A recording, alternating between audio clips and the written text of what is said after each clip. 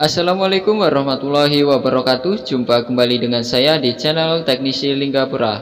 Oke, bagaimana kabar sobat semua? Baik-baik saja ya. Oke, di tangan saya ini ada pompa air celup ya teman-teman, dengan model WD131E dengan daya keluaran 125 watt ya.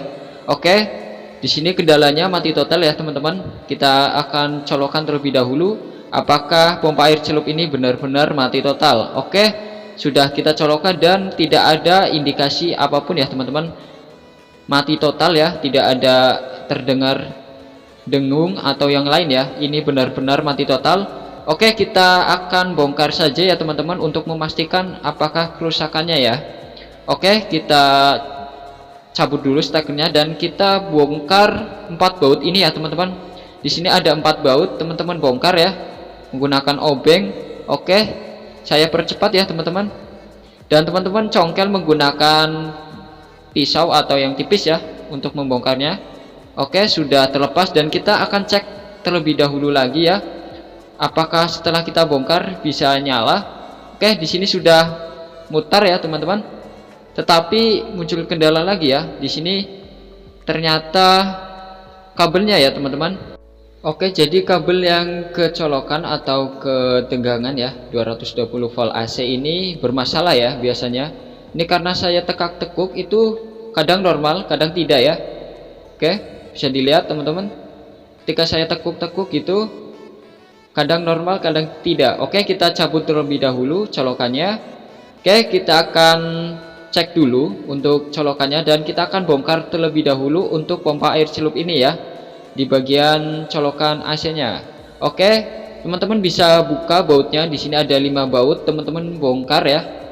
Copot dulu bautnya. Kita buka bautnya ya teman-teman. Oke, sudah terlepas. Teman-teman bisa lakukan dengan cara seperti ini. Oke, selanjutnya kita akan tarik dinamonya. Di sini dinamonya ya teman-teman, bisa dilihat dan didapatkan ada kapasitor di sini ya. Oke teman-teman, langkah selanjutnya kita akan cabut kabel colokan pompa air celup ini. Oke, sudah terlepas untuk kabel colokannya dan kita akan cek. Di sini ada 3 buah kabel ya teman-teman. Oke, untuk mengecek kabelnya teman-teman bisa menggunakan avometer digital ya. Di sini saya menggunakan avometer digital di skala buzzer atau diode ya teman-teman. Terlihat di situ ada lambang diode dan buzzer ya. Oke, kita akan cek kabel colokan ini atau steker ya. Kita cek satu persatu. Oke teman-teman, di sini ada 3 kabel ya, kuning, leres hijau, terus ada hijau dan coklat. Kita cek warna hijau terlebih dahulu, tidak ada pergerakan sama sekali. Kemudian kita cek di warna coklat ya, kabel warna coklat itu tidak ada pergerakan sama sekali. Kita alihkan ke steker sebelahnya, tetap tidak ada pergerakan sama sekali ya teman.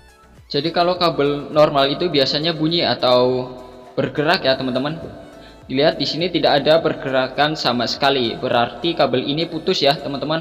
Oke, kita langsung saja potong ya kabelnya yang putus. Terlihat di sini ada 3 buah kabel yang putus ya teman-teman. Oke, untuk kabel yang putus kita potong ya teman-teman, kemudian kita kupas kembali ya. Dan kita sudah cek bahwa kabel ini putus, dan coba kita cek kembali apakah kabel ini sudah normal.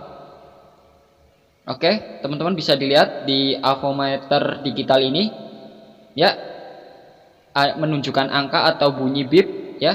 Di sini berarti kabel ini sudah menyambung dengan baik ya atau normal. Oke, ini di kabel warna coklat ya teman-teman. Teman-teman bisa dilihat ini untuk warna coklat sudah normal ya. Oke, selanjutnya di kabel sebelahnya atau warna hijau ya, bisa dilihat teman-teman. Oke, di sini menyambung ya, bunyi buzzer atau bip dan ditandai menunjukkan angka di avometer digital ini. Berarti menandakan kabel ini sudah terhubung dengan baik. Oke, kita langsung pasang saja ke tempat semula ya. Oke, kita akan rapihkan terlebih dahulu. Oke, untuk kabel stekernya kita masukkan ya teman-teman. Selanjutnya kita akan pasang kapasitor dan kabel-kabelnya ya. Oke, di sini untuk pemasangan kabel saya percepat ya agar tidak memakan waktu teman-teman semua. Oke, di sini kita pasang ya kabelnya dengan rapi. Oke, kita rapihkan ya teman-teman kabel-kabelnya agar tidak semrawut ya, atau tidak berantakan di sini. Kita rapikan. Oke. Setelah pemasangan selesai, selanjutnya kita pasang bagian penutupnya atau bagian casing dari dinamo ini ya. Oke, kita pasang bagian penutup bawahnya atau bagian casingnya. Oke, jangan lupa pasang baut-bautnya. Di sini ada 4 buah baut untuk penutupnya.